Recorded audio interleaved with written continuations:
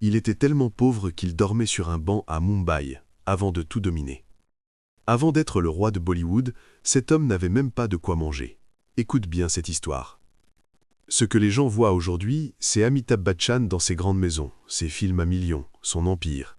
Mais très peu de gens connaissent les débuts réels de cet homme. Quand Amitabh arrive à Mumbai dans les années 60, il n'a presque rien. Il est grand, trop grand selon les producteurs de l'époque.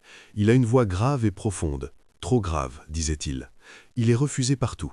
Les castings se ferment devant lui. On lui dit clairement « Tu n'as pas le physique de Bollywood ». Pendant des années, il galérait. Il a travaillé comme agent commercial à Calcutta juste pour survivre. Quand il arrive enfin à Mumbai pour tenter sa chance au cinéma, les refus s'accumulent.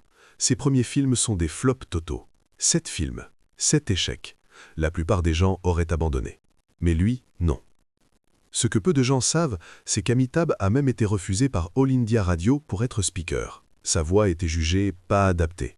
Cette même voix qui est aujourd'hui considérée comme la plus belle voix de toute l'histoire du cinéma indien. En 1973, tout bascule. Le film Zanjeer sort. Et en une nuit, l'homme qu'on refusait partout devient l'acteur le plus demandé de toute l'Inde. La leçon ici, c'est simple.